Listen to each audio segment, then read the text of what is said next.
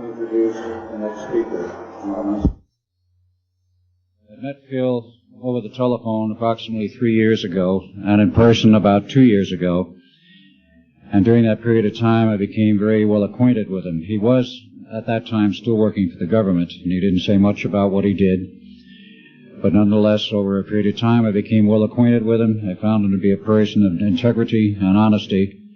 And about 1 year ago, he became totally fed up with the New World Order and the establishment. He thought he was working for the betterment of mankind and the work that he was doing as a geologist for our government, as well as for NATO. And he found out that it could be and was actually anything but that. So his revelations became, in many respects, my revelations, and I urged him last winter and spring to go public and lecture. Finally got him out. He's given over 30 lectures to date, all very successful, very interesting. In fact, so successful there have been 13 attempts on his life since the beginning of the year, and he's survived them all. All I can say is God must be protecting him because he has a message. So without further ado, I would like to introduce Mr. Phil Schneider, and understand also everything is being recorded and the video and audio tapes will be available later. Please give a warm welcome to Phil Schneider.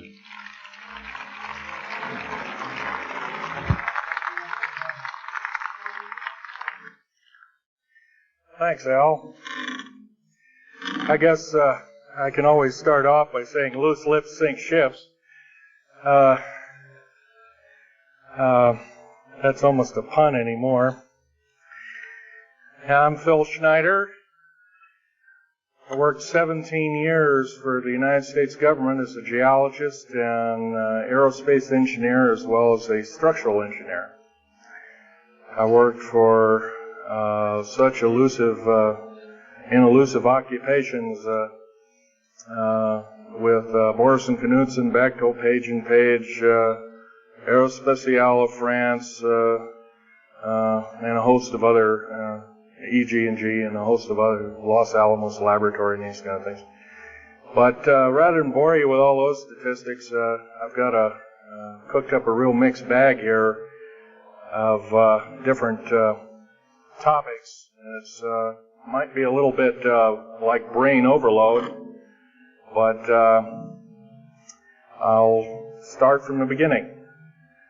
Now, like I said, I worked 17 years, co-invented methods of shape charge blasting as well as laser rock deflagration, which means rock is literally melted or powdered by a special maser laser combination, and the residue of the rock underneath is applied as a coating, as a liquid coating, kind of like instant agate, if you could imagine a hunk of agate, which is a hard silica mineral, rock actually. But up here we have another topic. This is an area to where I worked. I worked 11 years of the 17 years at Groom Lake, S4, S2. It's in the Nellis Air Force Base area. In fact, Groom Lake is, I'll show you in the picture right here. It's right here. Groom Lake is quite the place.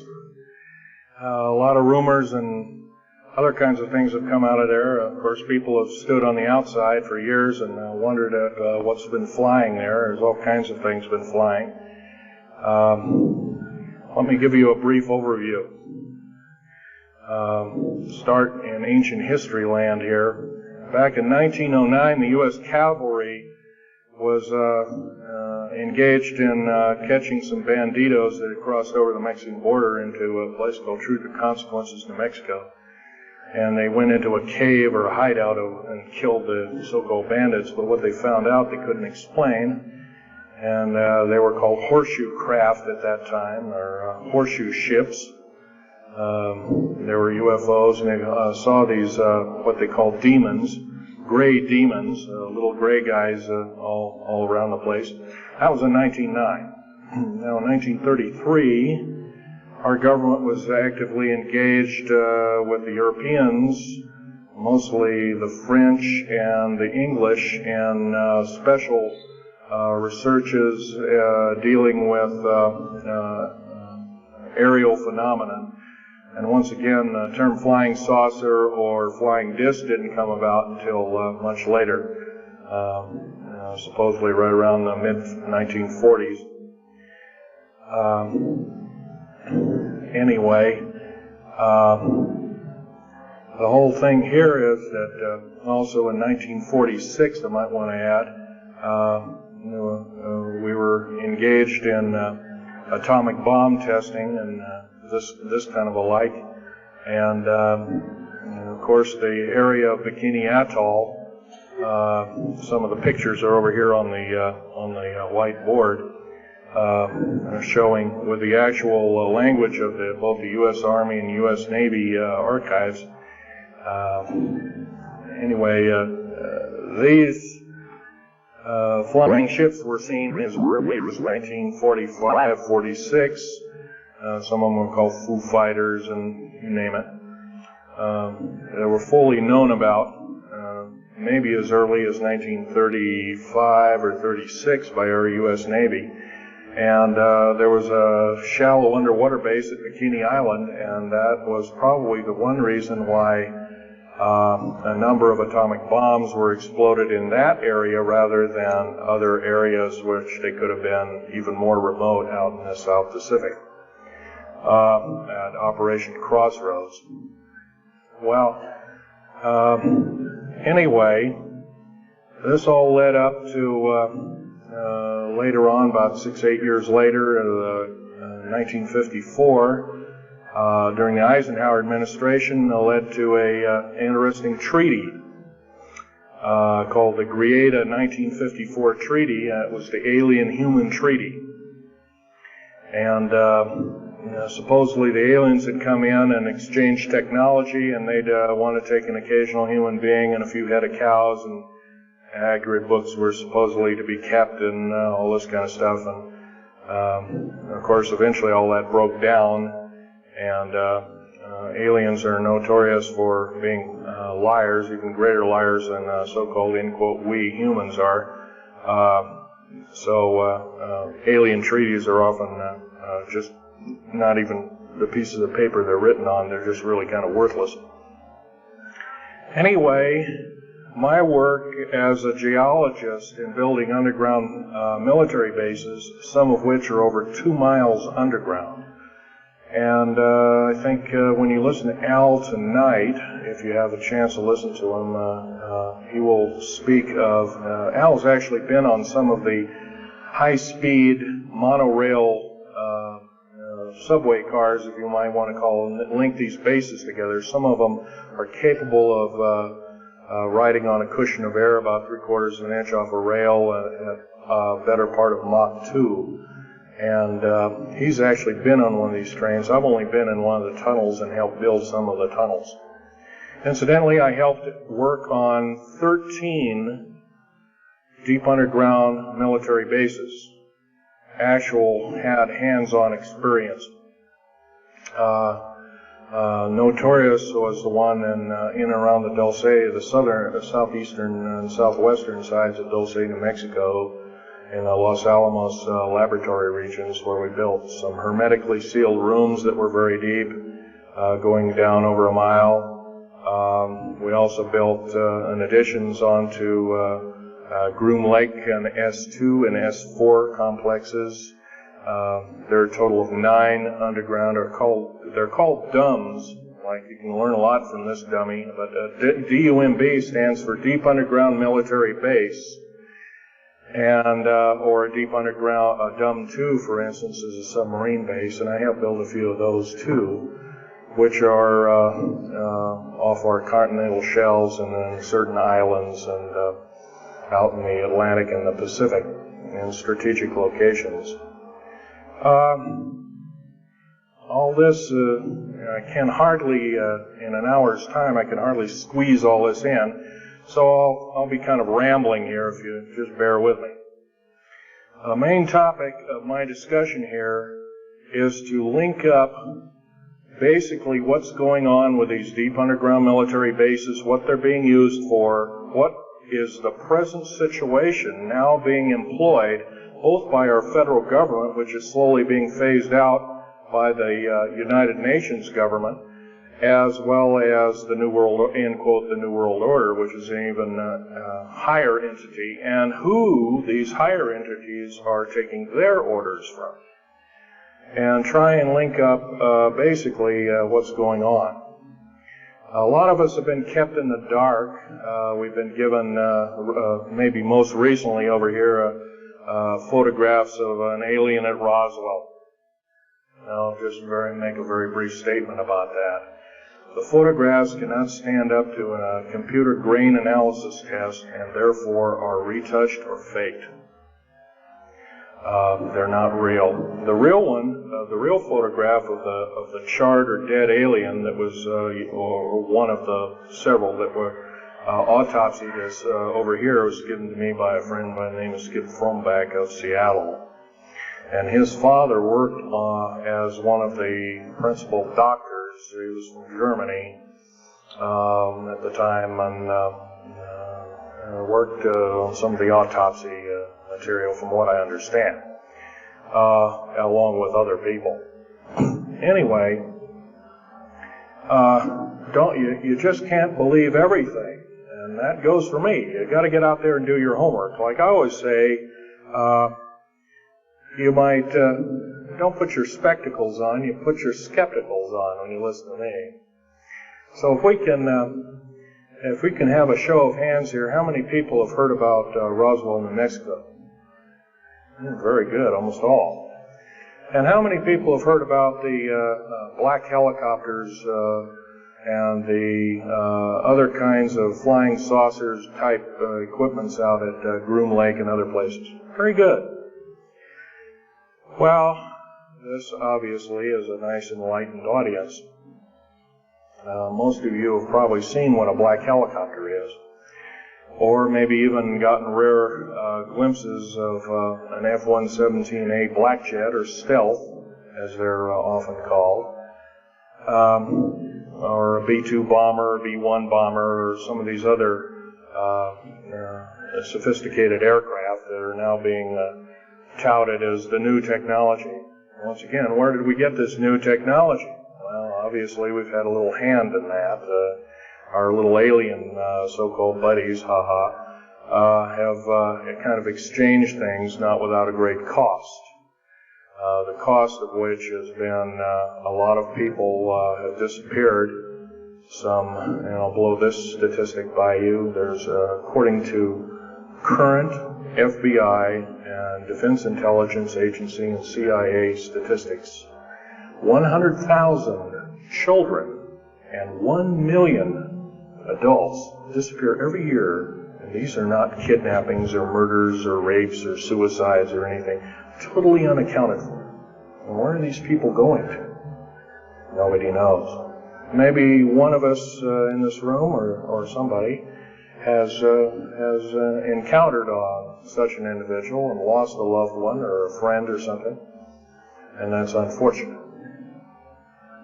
My best friend, Ronald E. Rummel, several years ago got himself murdered because we dared to put out in print, at that time I was still working for the government, and so was he, we dared to put in print that so-called the Strategic Defense Initiative, or Star Wars, is part of the New World Order and takes its actions. It was originally written as a kind of a spoof or a joke.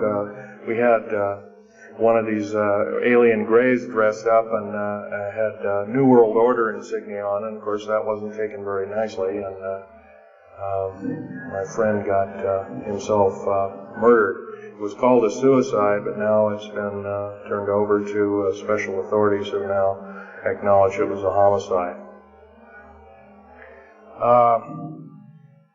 Other than that, I'd like to also mention something about my father. My father was a U-boat captain in Hitler's Navy, and he got captured had taken over. I didn't find this out until about 2 weeks before he died on his deathbed. He kind of told everybody in total shock. I was one of them.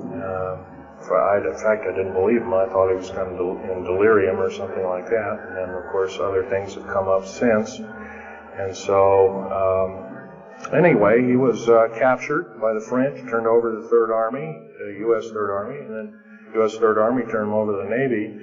And he was a master machinist. Now, that's not a journeyman. A master means they can take a block of metal and make a gun or a watch or some other fine instrument. And he was a master machinist. He later became an MD doctor and part of the aerospace medicine group of the United States Navy.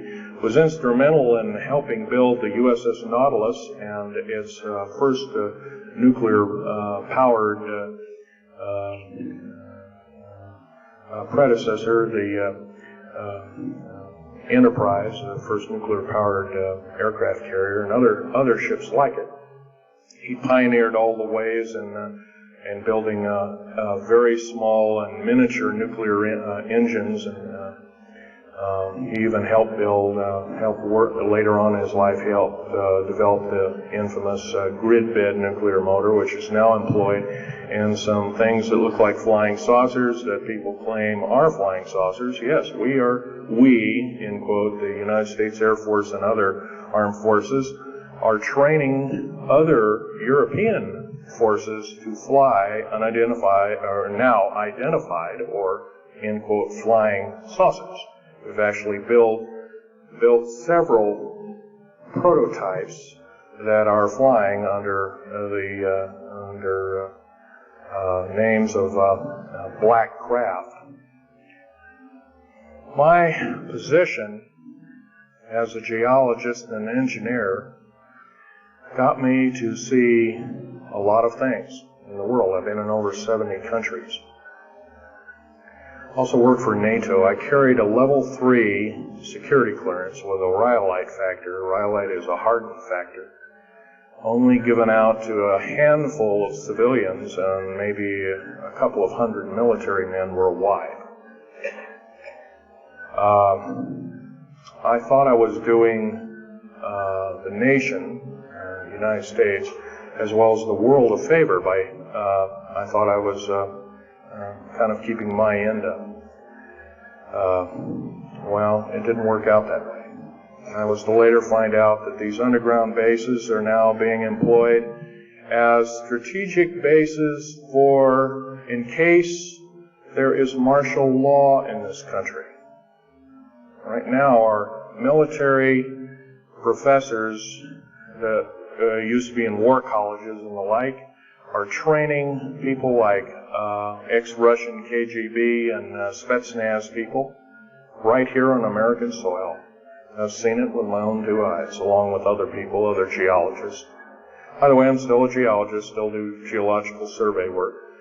However, I don't work for the government anymore.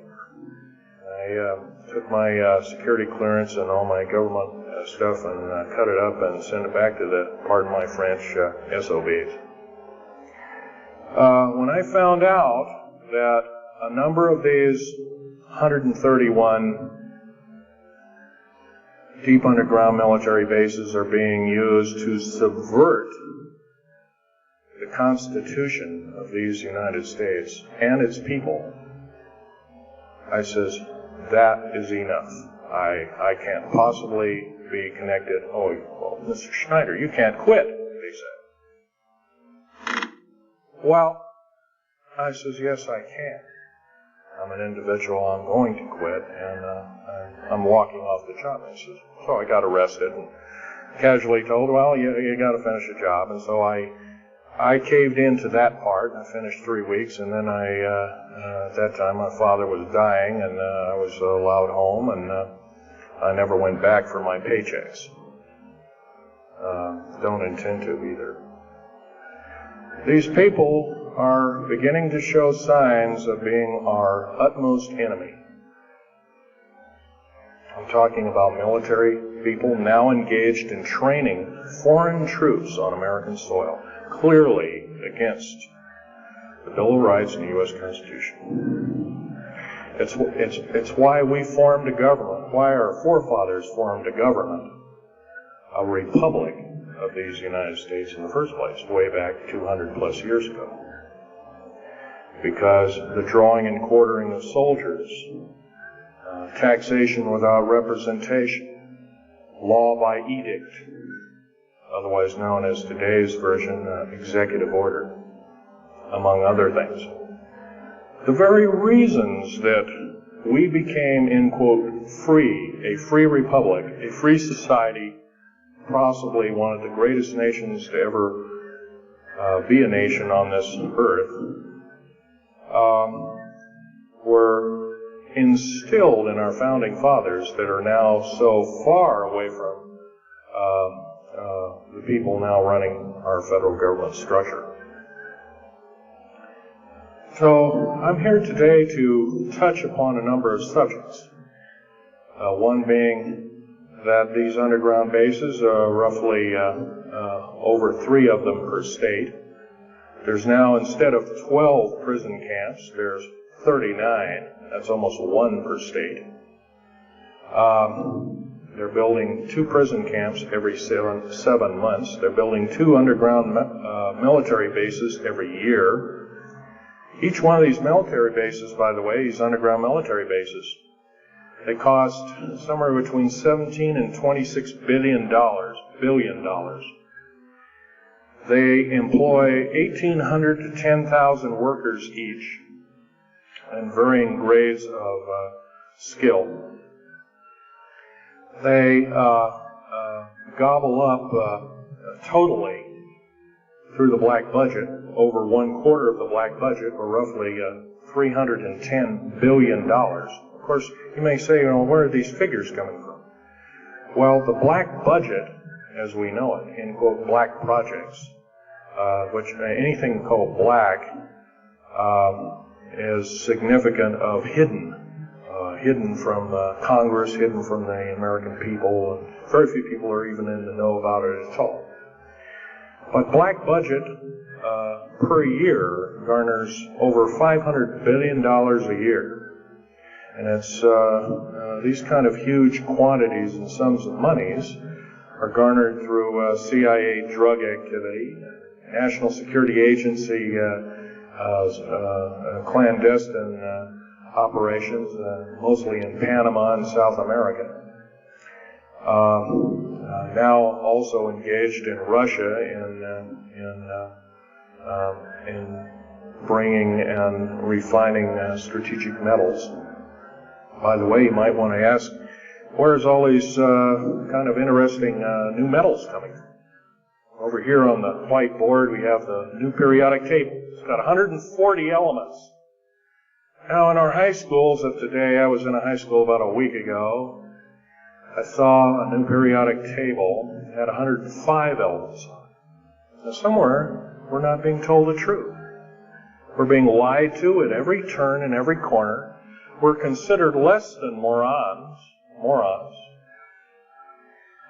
So the government has made itself an entity, an independent taxing body, an entity into itself, and isn't accountable to anybody, not even the so-called New World Order.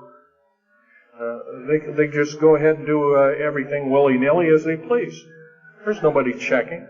You don't have to worry about this. Occasionally there's a senator who pokes a nose in here and there, and that senator finds out either nicely or not so nicely that you don't do things like that.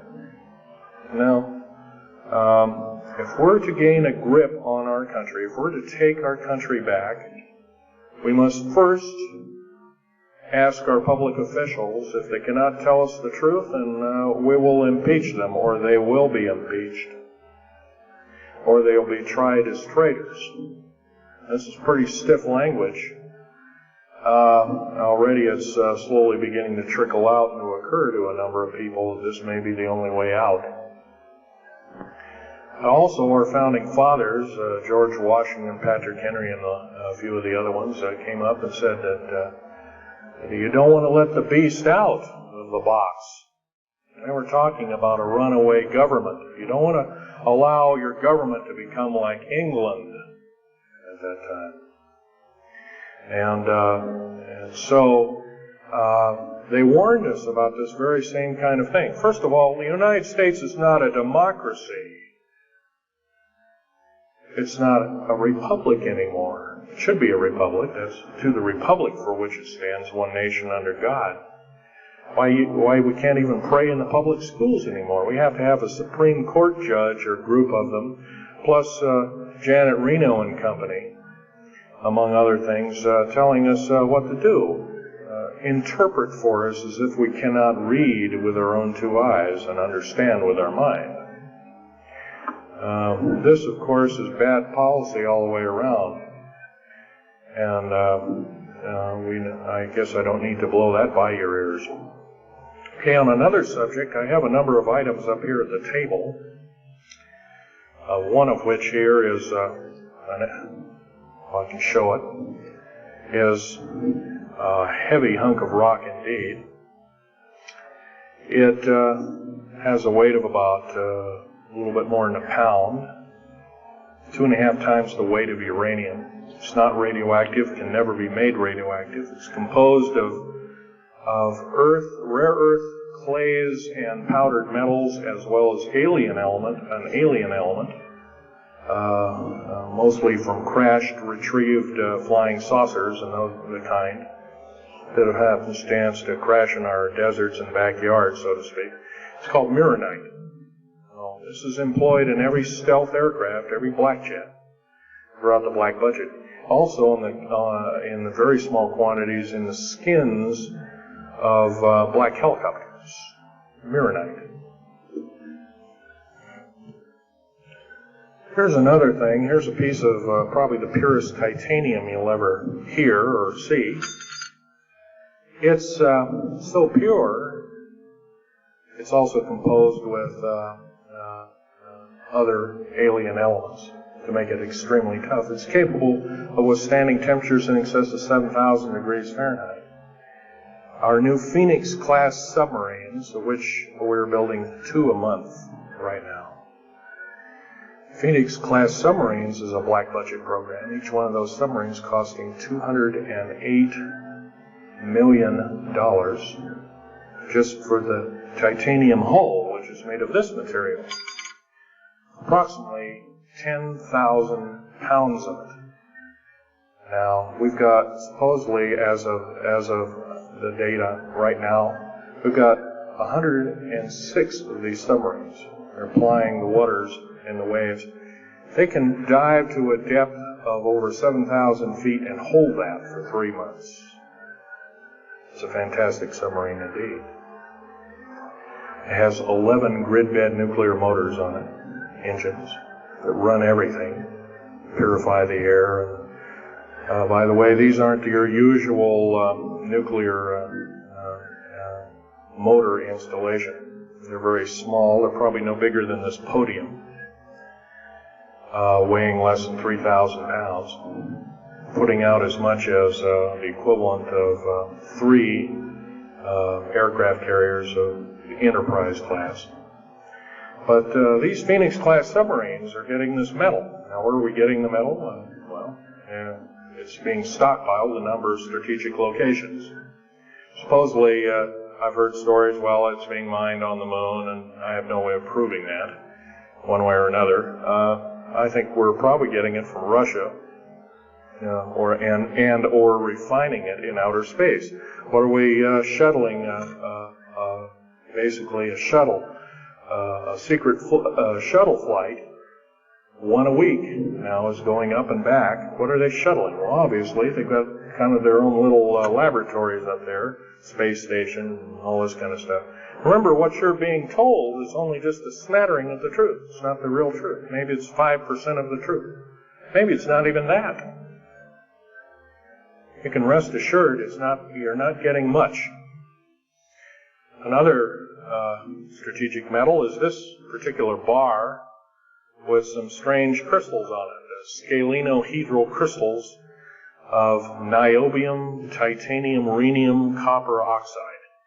This complex group of elements, not found on the Earth in specific quantities. This was developed at Los Alamos through EG&G and other outfits, are employed in all black jet aircraft, all of them, including the, in quotes, sport model, the little flying saucer we occasionally see over at Groom Lake. And by the way now, if we happen to be with a video camera, taking pictures of the so-called area around Groom Lake, it's now, you can get your equipment confiscated, your car, your house, considered the same thing as a drug dealer, and you'll go to jail for 5 years, up to 5 years, and $1 million fine. I personally don't think this is what I'm hearing. I just don't think that this kind of punitiveness is what we need in America, and we have to get rid of it. Otherwise, we're going to die with no America. Here's some other elements. Here's a very light element. It's composed of lithium metal, as well as a alien element, a little heavier than hydrogen, but a little lighter than helium, also employed in this. It's used in secretive methods of propulsion. And it also is in a peculiar scalenohedral crystalline form. And anything scalenohedral, and by the way, a scalene triangle is no side is equal to another side. The scalenohedral metallic crystalline structure is definitely alien element, or alien technology converted over to our own technology. These were given to me about a year ago. They're called alien or aurora drops. It's supposedly the skins of the black jets, some of the ones that are coming in at very high rates of speed. They're still glowing red hot, white hot, and they'll sit out there and cool off, and they're dripping their material off of them. And it's kind of like a rubberized coating. It's not rubber, I can tell you that. This is hard as lava rock or harder, capable of withstanding tremendous temperatures, but nonetheless, some of it sloughs off every time, and so they just kind of scoop it up and throw it in the trash can. There are a few pieces of it.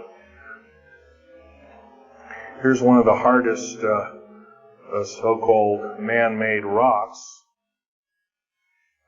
Once again, it's got a number of alien counterpart. It's got an alien crystalline structure to it, very advanced. It's about 11 times harder than a diamond, about 70 times stronger than a diamond, capable of standing temperatures in excess of 10,000 degrees Fahrenheit. It is employed as very thin coatings or windows, tiny windows, in hypersonic aircraft that exceed Mach 5.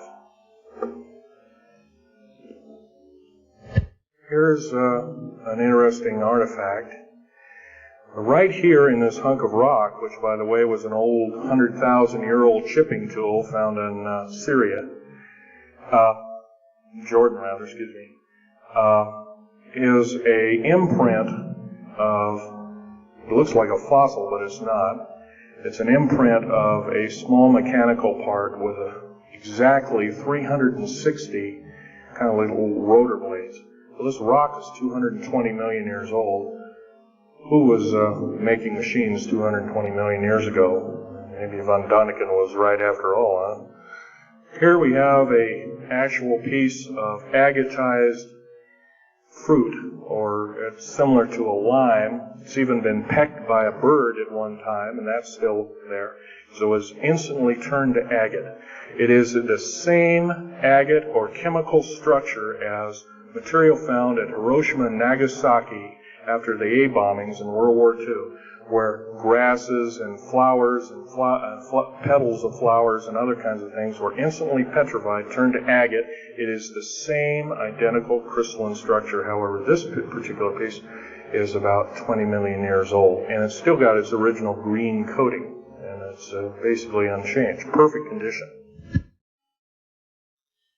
Likewise, here's a garlic plant about somewhere between 20 and 35 million years of age, and once again, it's got that same pink agate coating.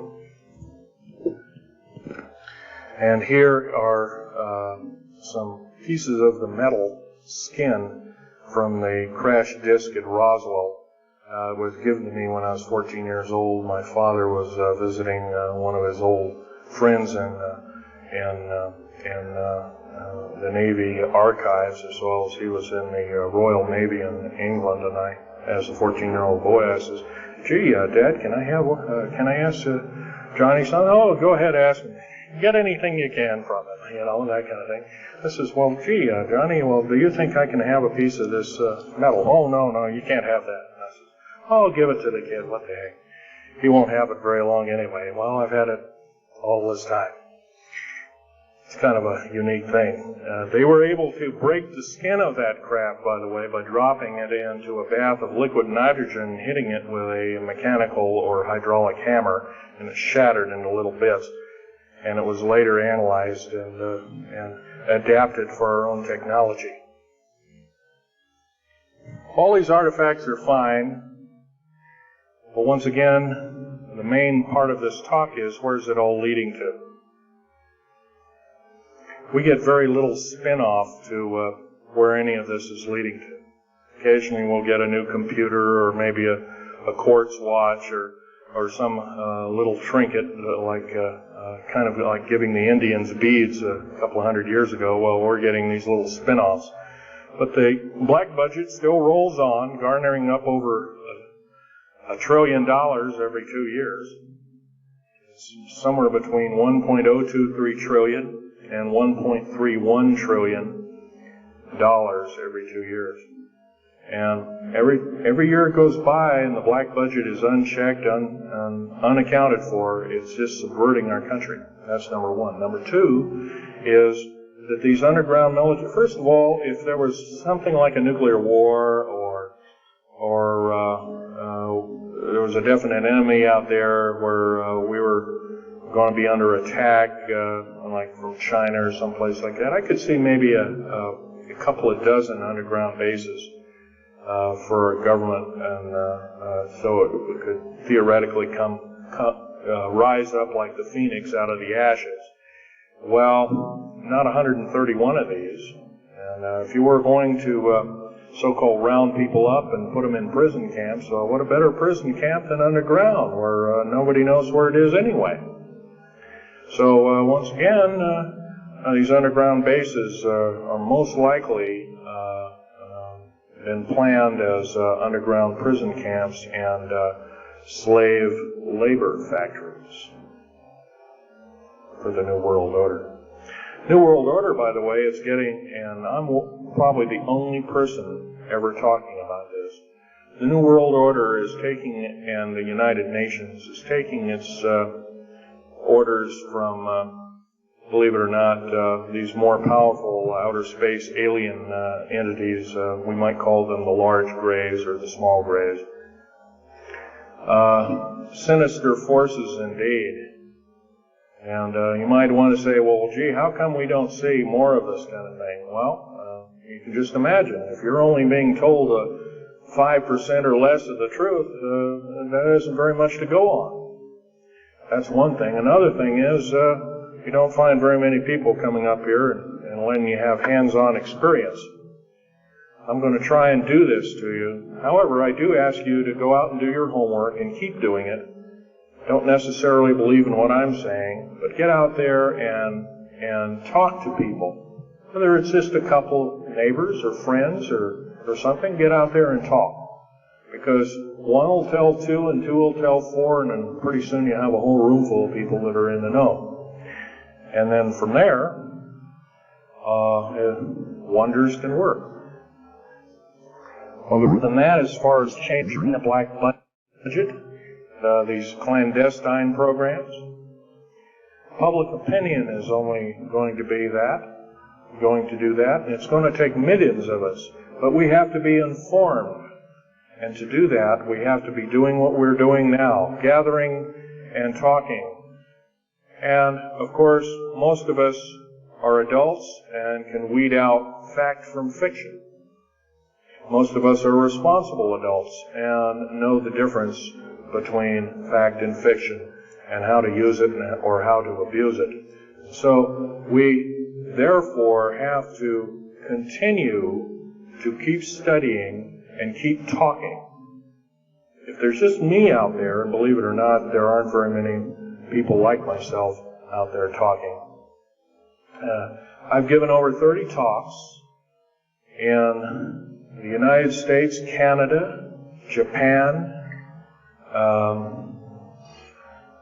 went over to England, went into Japan kind of illegal, came back the same weekend. They flew me in and out, but gave a talk to a number of their execs, and they were very interested indeed. Now, if this was all a bunch of poppycock and hooey and hoo-hoo, I wouldn't be listened to, be given an audience by these people, but evidently I have. But 13 attempts on my life since the first of this year. There's a number of you ladies present, so I won't gore you out, but Al has seen some of the wounds, and there's a few other people that have been to a few of my other lectures, and they can attest that I have been shot. I've been run off the road, I've been pushed off the road, I've been mostly shot at, that kind of thing like that. But been in hand-to-hand combat with some of these people, and once again, I'm not in the best of shape anymore, but I still know how to handle myself. And I'm just about ready to wrap things up here, but just basically wanted to give you an overview of what's happening. And if we have any questions, we can start asking a few questions. Okay, here's a gentleman way over here. Would you please speak up loud?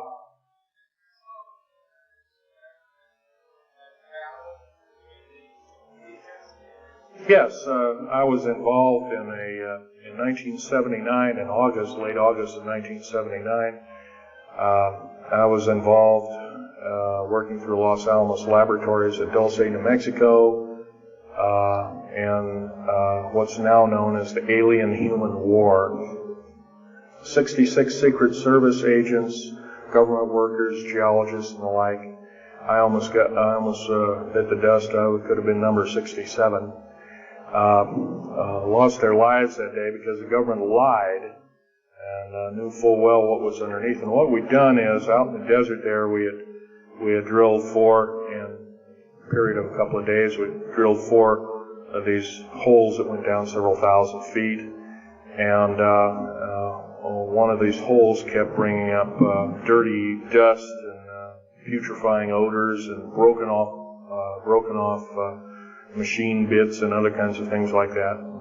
Boring machines as well as lasers came up damaged. And of course, there was a probe that was sent down, and that came up totally missing. And so people were sent down there, and I was one of the people.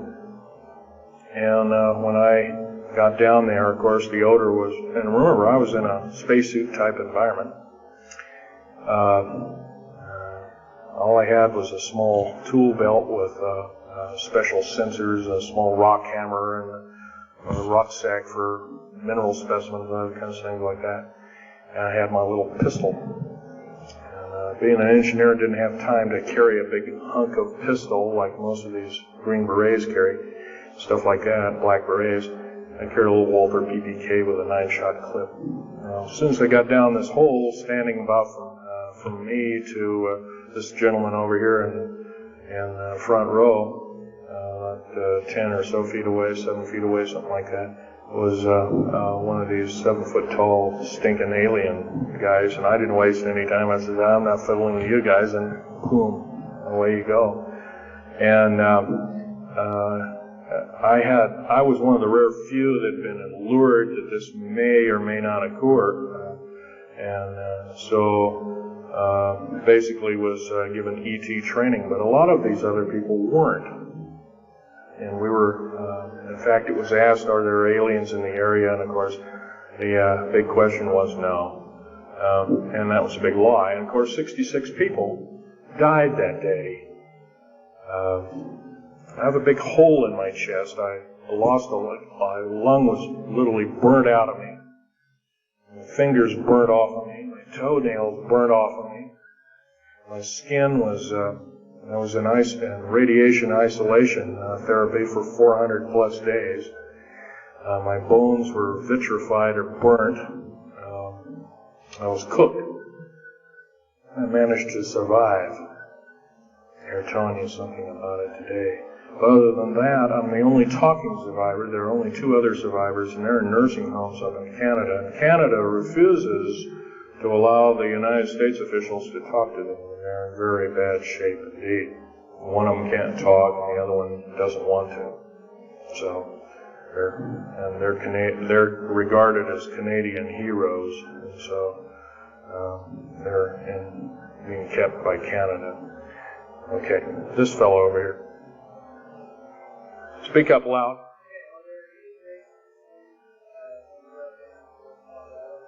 Actually, yes, there's several. In fact, as I was coming to this talk, I was supposed to be here by plane, but there was a subsequent foul-up. Anyway, I drove all the way and did it in one day. But as I was coming over up near Cheyenne, there I noticed the military, Air Force, and the Army are building a so-called new, in quote, boot camp, prison camp, right up in Cheyenne, brand new. And I was here 3 months ago. I wasn't there. So it's something brand new. In Colorado, yes, there's about 4 underground bases, one being at Denver International Air Base. I call it Air Base, Spaceport, or whatever you want to call it. Denver International Airport. No wonder your luggage gets lost. There are 8 levels underneath the airport, tarmac there, end quote, tarmac or cement mac. And so those bags could be there for a damn long time. Why, just imagine if this was instantly turned to agate 30 or more million years ago, those bags could very well be the same way. So yeah, there's a number of them, and I wish I had a map with me. In fact, in subsequent talks, I'll have a map, which will be put on the overhead. In fact, my next talk, I plan to have just that. I had planned to bring a map here and had all the latitudes and longitudes of all the bases, and I can't do that. That would be a nice jail sentence for me, so I didn't bring it. So. But other than that, I'll have that all researched for you. Yes, this woman.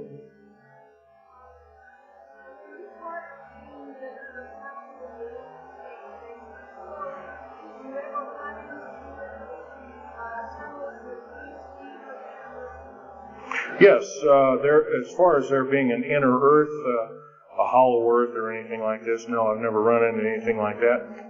However, Al Bielek has been on these tunnel trains at the better part of Mach 2, going from coast to coast in an hour and a half, faster than any jet plane that we got, including the SST, or thereabouts, the same rapid speed.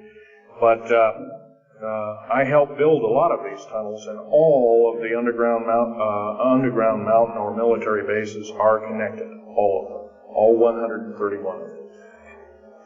They're connected both by road, not a big freeway under there, but it's at least a 2 to a 4-lane road, rather narrow lanes, but they're there, and there are also high-speed magneto-leviton train tunnels. Yes, this lady over here. Stand up and speak up, please.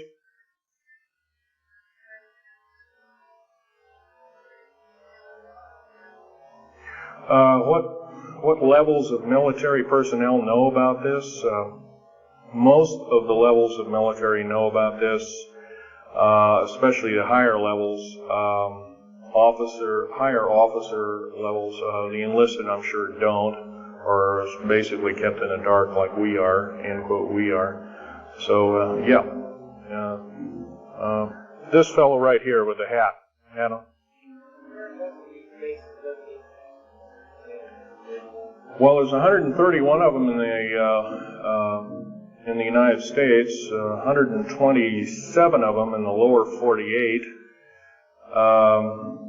There's some in Canada, I'm not counting those. Some in northern Mexico, I'm not counting those either.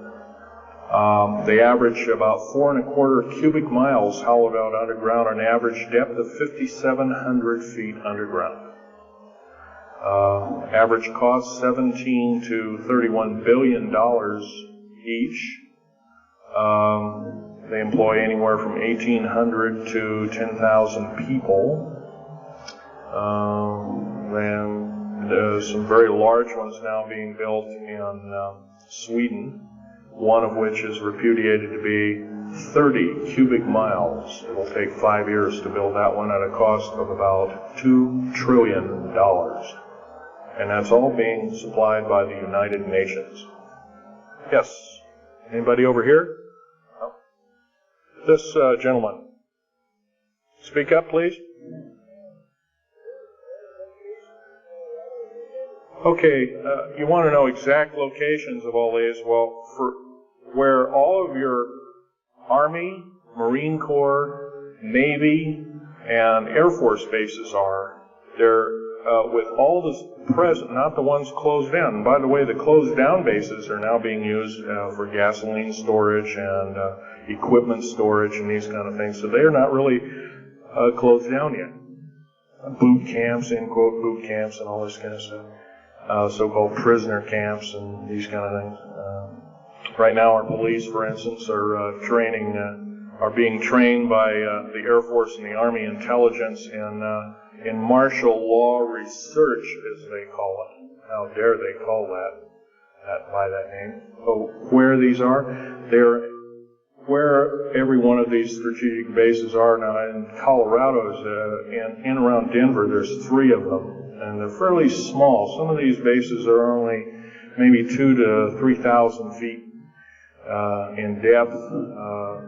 Some of them were built a long time ago, 35, 40 years ago, and they're only maybe 500 feet.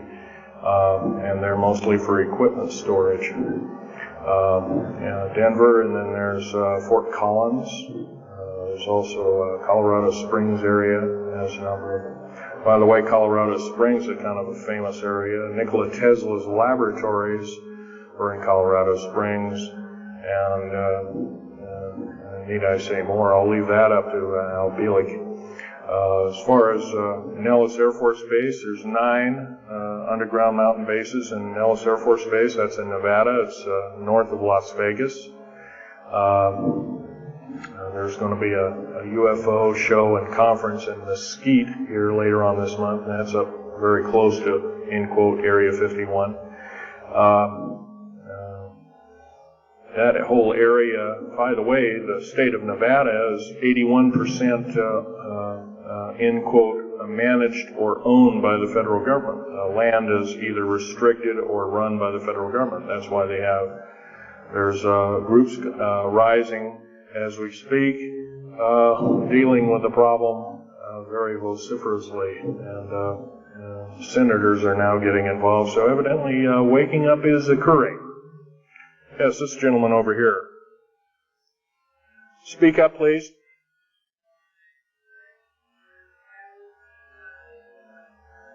Okay. Yes, they are. The gentleman asked, are these tunnels connected to large caverns? Yes, these large bases are basically like this Coliseum. Everything's underground. Everything's a city underground. Most of these bases both have military bases, and they have all the accoutrements of life. Remember, each one of these costs quite a bundle of dough, and some of it in our tax money, but most of it in clandestine approaches, and that's definitely undermining the country. Yes.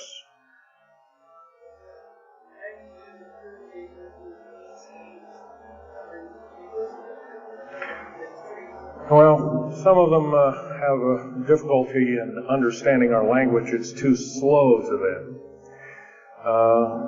If you've heard whale songs or bird chirpings at high speed, it's about what these aliens sound like audibly to us, so it's a bunch of gibberish.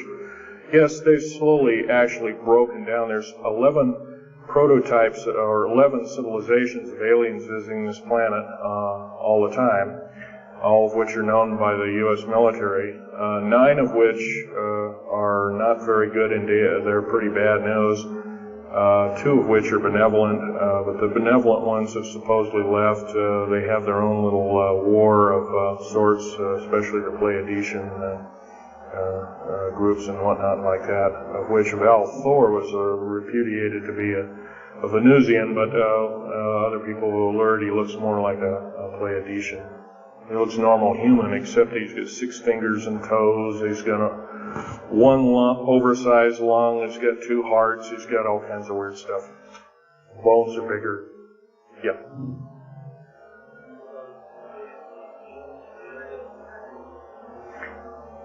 The man asked, do I tie in the alien agenda to the New World Order? Yes, sir, 100%.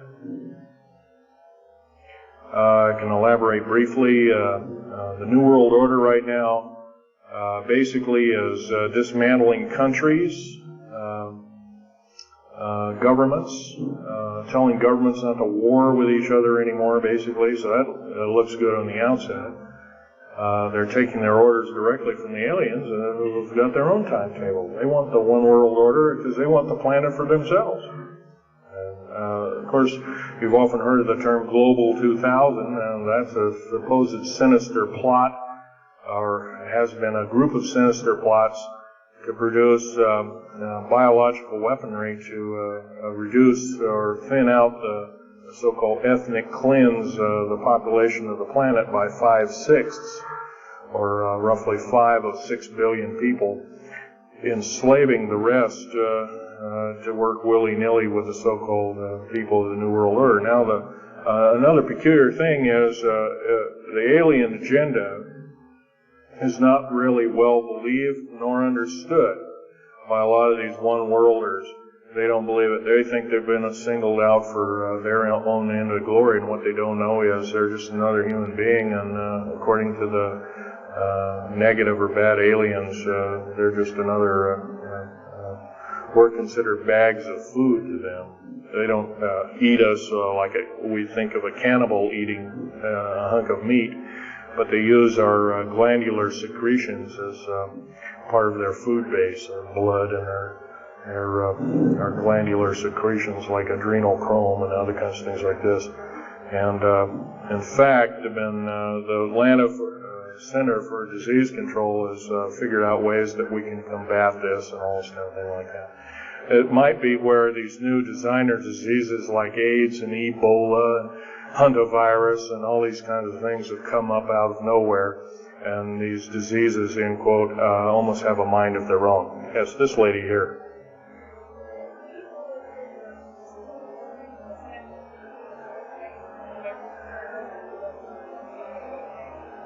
Okay, lady asked, is the tunnel building having an effect with earthquakes?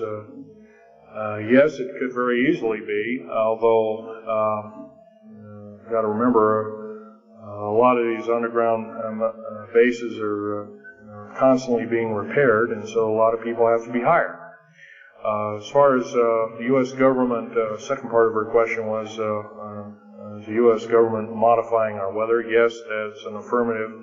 And we have, the U.S. government's been working with the Russians for at least since 1972 and maybe as early as 1966 on weather modification. It's a well-known fact, and it's well employed. And by the way, they can literally weather modify a hurricane or a tornado out of existence. And the reason they don't do it is pretty obvious. And right, or they could actually send a plane inside of a hurricane, for instance, that would blow off an atmospheric bomb or a shockwave bomb in the eye of the thing. It would completely dissipate. Well, they don't do this, of course. There's probably other reasons for that, see which way it goes or what kind of havoc and how we can study the havoc, and we go from there. This fellow way in the back is black. How do we learn more about our general topic? Well, there's this particular fellow, his name is Richard Sauter, PhD. He wrote a book recently, Underground Bases and Tunnels, What is the Government Trying to Hide? That is one book.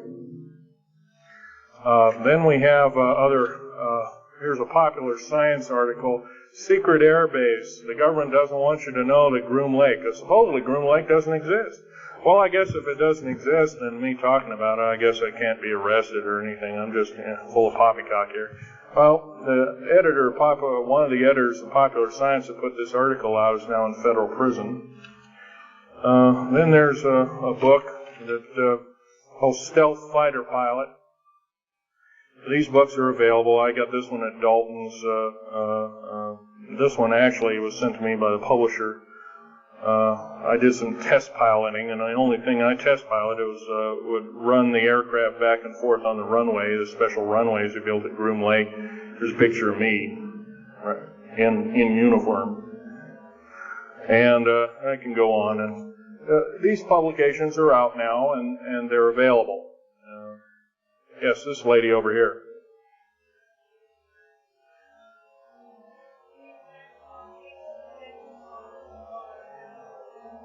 I can't hear you. What?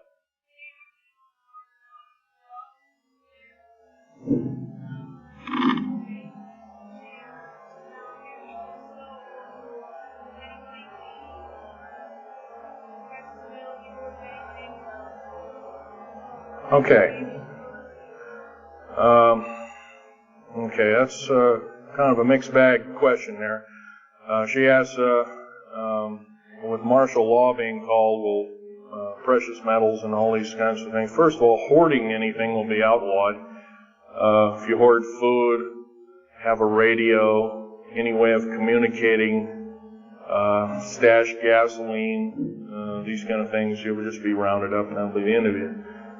Martial law is martial law. Martial law is dictatorship of the worst form, or one of the worst forms.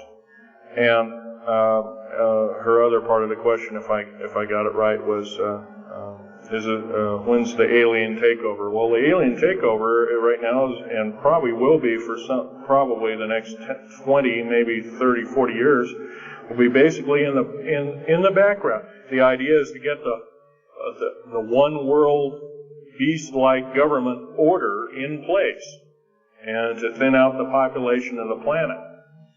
And then, of course, then all heck will break loose from then on. And whether it is, I don't often mix Bible and talk, but some people have learned, well, this is already mentioned in the Bible, blah, blah, blah, and all this kind of stuff. Well, that may be, but all I can tell you is I've been face to face with one of these sinister characters, or a couple of them, at saying the least, and most people would, just the shock of them seeing such a thing would cause them to not be in very healthy frame of mind, as physical as well as mental. This man here in the blue coat.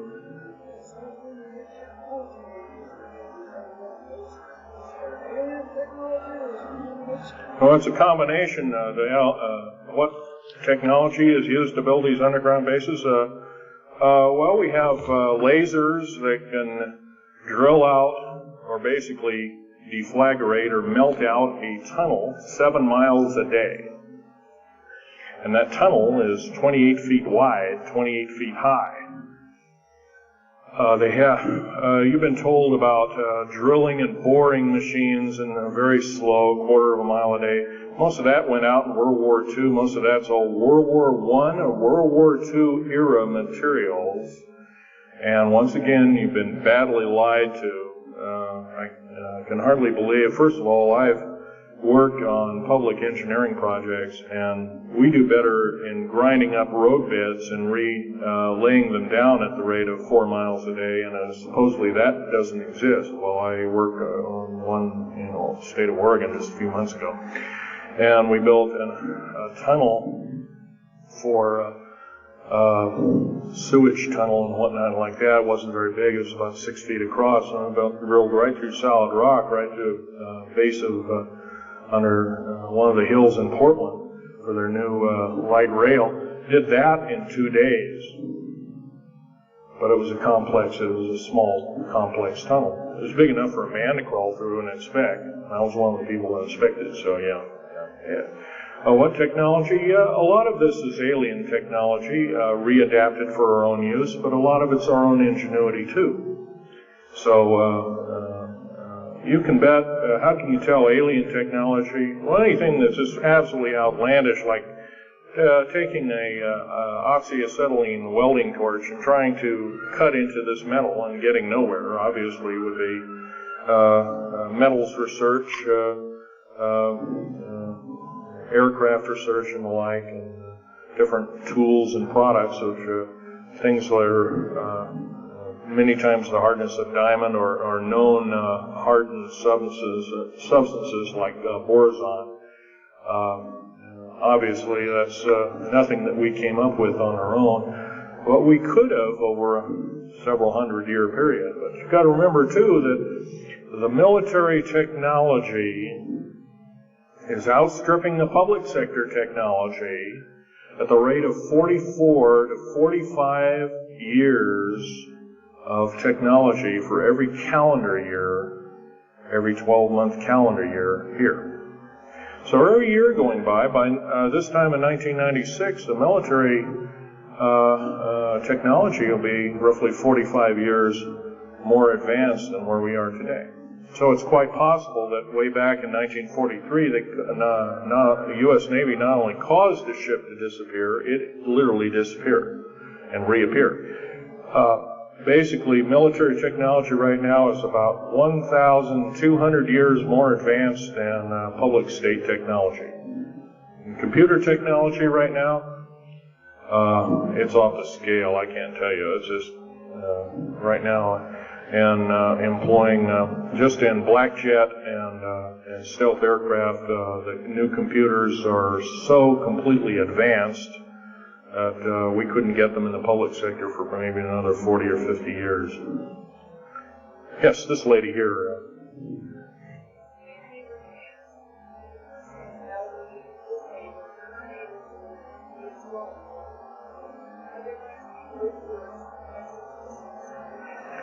Well, the lady asked with the slave labor camps, the old, the infirm, the handicapped, are they going to be executed, and will there be executions? You can bet your bottom dollar there actually will be these things. I wish I knew more, but I don't. I've had my own agenda to kind of keep up and talk about. But other than that, yes, I would imagine so. If you look at all the 39 prison camps that are presently built, and they're called boot camps, by the way. And of course, these new trains that they have that have 143 shackle placements per train, they're a scary thing indeed. You know what they're called? They're called United Nations Prisoner Transfer Cars. Oh, that's an appropriate name, I guess. Well, we got to wrap it up here. They're telling me it's time. I'll take one more question. This lady over here.